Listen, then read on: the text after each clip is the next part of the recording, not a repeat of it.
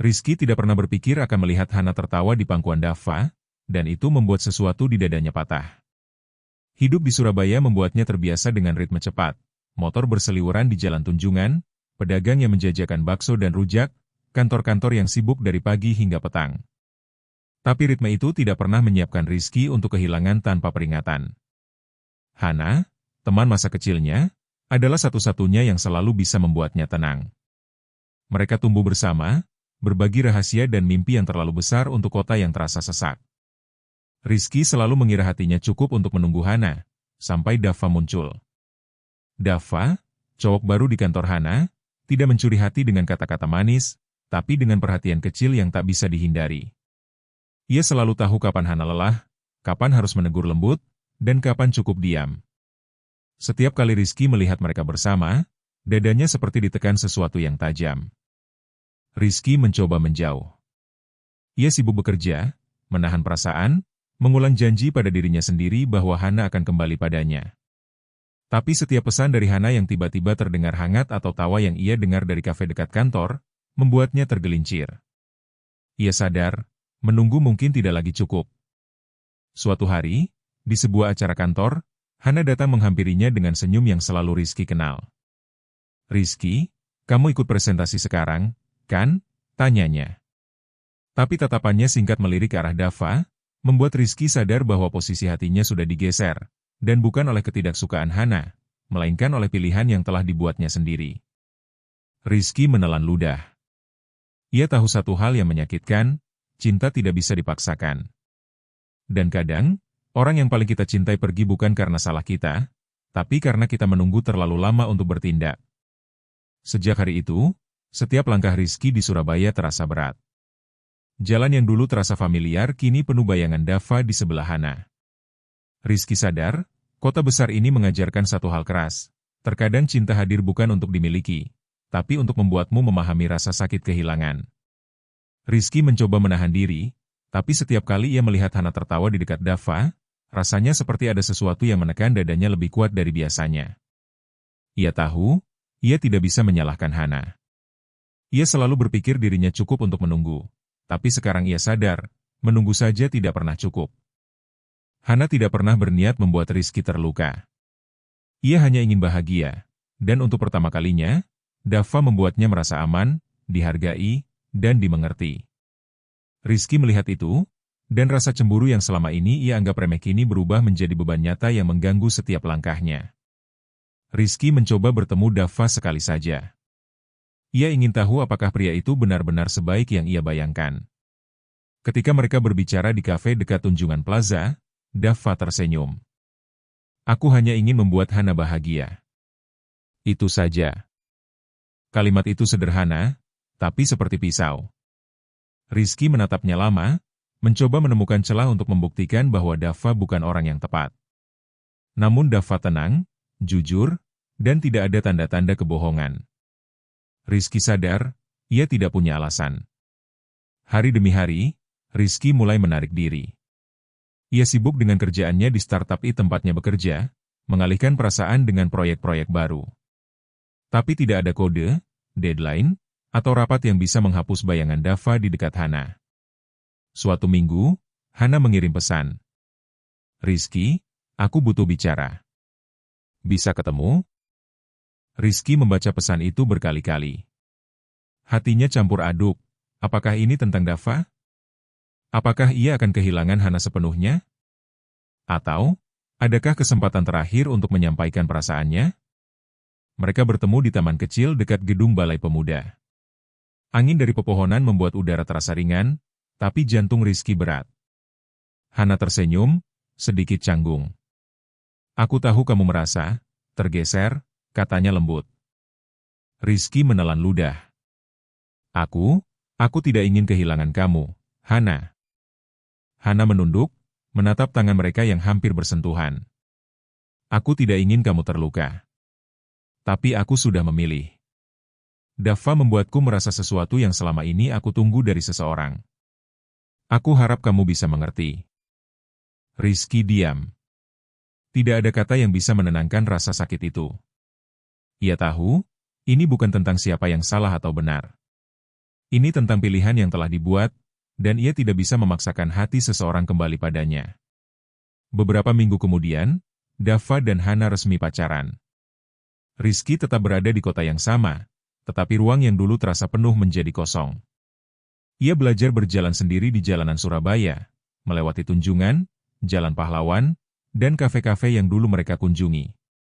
Ia masih mencintai Hana, tapi cintanya kini berubah menjadi pelajaran tentang kehilangan, kesabaran, dan keberanian untuk melepaskan. Rizky menatap kota dari jendela kantornya. Surabaya tetap hidup, ramai, dan bising. Orang-orang bergerak cepat, masing-masing dengan cerita sendiri. Ia tersenyum tipis, sadar bahwa meski kehilangan sesuatu yang besar, ia masih memiliki hidupnya sendiri untuk dijalani. Beberapa bulan kemudian, Rizky mulai menerima bahwa Hana benar-benar memilih Dava. Namun, sebuah kabar datang dari teman kantor, Hana tampak sering bertengkar dengan Dava. Alasan kecil tapi intensitasnya membuat Rizky ingin ikut campur. Rizky menolak ikut campur, ia sudah berjanji pada dirinya sendiri. Tapi hatinya terguncang ketika teman-teman mengatakan, Hana kadang terlihat sedih sendirian, tapi selalu bilang padamu tidak apa-apa kalau kamu lihat. Suatu hari, Rizky tidak sengaja bertemu Hana di kafe kecil dekat Tunjungan. Dava tidak ada. Hana tampak berbeda, matanya sayu, senyumnya dipaksakan. Rizky menahan napas. Hana, Rizky memulai, suaranya nyaris bergetar. Hana menatapnya lama, lalu tersenyum tipis. Rizky, kamu tetap di sini ya. Selalu ada, walaupun aku sendiri salah memilih kadang-kadang. Rizky menelan ludah. Hana, kalau kamu tidak bahagia, aku bisa membantu. Hana menggeleng. Tidak, aku harus menyelesaikan ini sendiri. Aku tidak ingin lagi menyakiti siapapun, termasuk kamu. Hati Rizky sakit, tapi ia mengerti. Ia menatap Hana, orang yang ia cintai sejak kecil, berjuang dengan pilihan dan kesalahannya sendiri. Ia ingin menahan tangis, tapi ia tahu bahwa menahan diri sekarang adalah satu-satunya cara untuk tetap menghormati keputusan Hana. Hari itu, Rizky berjalan keluar dari kafe. Hatinya hancur, tapi ada satu hal yang ia rasakan lebih kuat dari sebelumnya, keberanian. Keberanian untuk menerima kenyataan, keberanian untuk melepaskan orang yang ia cintai, dan keberanian untuk tetap melangkah sendiri di Surabaya yang bising. Beberapa minggu kemudian, Hana dan Dava resmi putus. Namun Rizky tidak mengejar. Ia tahu, jika ia mencoba kembali, ia mungkin hanya mengulang luka lama, bagi Hana, bagi Dava, dan bagi dirinya sendiri. Ia belajar satu hal penting, cinta bukan soal memiliki, tapi tentang memahami dan menghormati pilihan orang lain, bahkan ketika itu menyakitkan. Rizky kembali fokus pada hidupnya. Ia mulai menulis lagi, bekerja lebih giat, dan membuka diri pada teman-teman baru. Surabaya tetap sama, ramai, bising, dengan aroma kopi dan pedagang di setiap sudut jalan.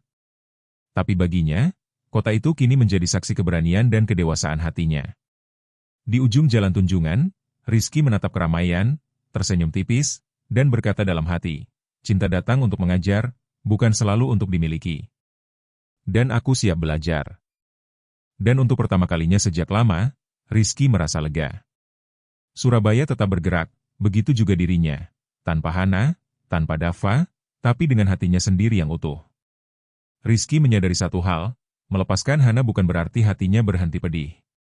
Bahkan ketika Dava sudah tidak lagi hadir dalam kehidupan mereka, bayangan Hana tetap membayangi langkahnya, seperti cahaya yang tidak bisa disentuh tapi selalu terasa hangat. Ia mulai menulis setiap malam, menuangkan semua rasa yang ia simpan, cemburu, kecewa, rindu, sekaligus lega. Tulisannya tidak untuk Hana, tidak untuk Dava, tapi untuk dirinya sendiri. Setiap kata adalah pengakuan bahwa ia terluka, tapi ia masih bertahan. Suatu siang, teman kantor menepuk pundaknya. Rizky, kamu mau ikut makan siang bareng mereka? Mereka maksudnya Hana dan Dava. Rizky menunduk sebentar. Hatinya berdebar, bukan karena cemburu, tapi karena ia tahu pertemuan itu akan menguji semua keberanian yang ia kumpulkan selama ini. Di restoran kecil dekat kantor, Rizky duduk di sudut, melihat Hana tertawa tipis di samping Dava. Ia merasa lega melihat mereka tampak normal, tapi ada juga rasa sakit yang tidak bisa ia bendung. Senyum Hana dulu untuk dirinya, sekarang diberikan pada orang lain. Hana menoleh ke arah Rizky. Ada tanya di matanya, tapi ia segera menoleh lagi, seperti mengingatkan Rizky untuk tidak ikut campur. Dava tersenyum sopan, tapi matanya seolah menyadari adanya ketegangan. Rizky menatap mereka, mencoba menenangkan diri. Ia menyadari sesuatu yang mengejutkan, ia tidak ingin mengambil kembali Hana, dan ia tidak ingin membenci Dava. Ia hanya ingin bebas dari rasa tergantung pada mereka. Malam itu, ketika kota Surabaya penuh lampu jalan dan suara motor di jauh, Rizky duduk di balkon apartemennya. Ia menutup laptop, menatap jalan yang penuh keramaian. Ia tahu ini bukan akhir dari rasa sakit, tapi ini awal dari kebebasan. Kebebasan untuk tidak mengikat hati pada orang lain, dan belajar mencintai diri sendiri. Beberapa minggu kemudian, Rizky bertemu seorang teman lama yang baru kembali dari luar kota. Teman itu bercerita tentang peluang baru, proyek kreatif, dan orang-orang yang bisa ia temui di dunia baru itu. Rizky tersenyum. Untuk pertama kalinya, hatinya tidak terasa berat ketika memikirkan masa depan. Di Surabaya yang ramai, dengan aroma kopi dari setiap sudut jalan dan suara pedagang yang menjajakan dagangannya, Rizky melangkah lagi. Tidak lagi sebagai orang yang menunggu, tidak lagi sebagai orang yang terluka karena cinta segitiga, tapi sebagai seseorang yang utuh, siap membuka lembaran baru, tanpa beban masa lalu. Ia menyadari satu hal sederhana tapi keras, cinta tidak selalu tentang memiliki, kadang cinta datang untuk mengajar kita berdiri sendiri. Dan di jalanan kota ini, Rizky belajar berdiri dengan penuh keberanian. Hari-hari berlalu, dan Surabaya tetap sama, ramai, bising, dan penuh orang yang bergerak cepat. Hana dan Dava akhirnya memutuskan untuk benar-benar menjalani hubungan mereka. Rizky tidak ikut campur. Ia tahu, jika ia mencoba masuk lagi, ia hanya akan mengulang luka lama, bagi Hana, bagi Dava, dan bagi dirinya sendiri. Namun hati Rizky tetap tidak tenang. Setiap kali melewati Tunjungan Plaza atau kafe tempat mereka bertiga pernah duduk bersama, ia masih mengingat tawa Hana, cara matanya berbinar ketika membahas sesuatu yang disukai, dan cara Dava membuatnya merasa aman. Semua kenangan itu terasa tajam, tapi Rizky memilih menahan diri. Suatu hari, saat sedang menulis di kafe favoritnya, Rizky melihat seorang gadis muda yang duduk di meja sebelah. Ia tersenyum, sederhana, dan terlihat ceria tanpa berusaha. Rizky tersentak, ada sesuatu tentang caranya tertawa yang mengingatkan dirinya pada masa-masa lama, tapi bukan Hana.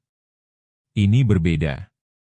Tidak sakit, tidak cemburu, hanya rasa penasaran yang hangat. Rizky tersenyum untuk pertama kalinya tanpa rasa pedih. Ia menyadari sesuatu. Selama ini ia terlalu fokus pada orang lain, sampai lupa ada kemungkinan untuk menemukan kebahagiaan baru.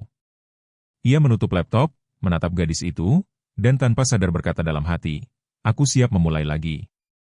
Beberapa minggu kemudian, Rizky mulai membuka diri pada teman-teman baru, ikut komunitas kreatif, dan menerima proyek-proyek menulis yang menantang. Hatinya terasa ringan. Ia tidak melupakan Hana, tidak ada yang bisa begitu saja dihapus dari ingatan, tapi ia belajar bahwa mencintai juga berarti melepaskan. Surabaya tetap hidup, jalanannya tetap padat, dan keramaian kota tidak lagi menakutkan. Rizky melangkah dengan percaya diri, belajar bahwa kebahagiaan bukan tergantung pada orang lain, melainkan pada bagaimana ia berdiri sendiri, utuh dan siap menerima dunia. Di ujung jalan Tunjungan, Rizky berhenti sejenak, menatap lampu kota dan suara keramaian di sekitarnya. Ia tersenyum, menghirup udara kota, dan berkata pelan, "Cinta datang untuk mengajar, bukan selalu untuk dimiliki. Aku sudah belajar." Dan untuk pertama kalinya sejak lama, Rizky merasa damai.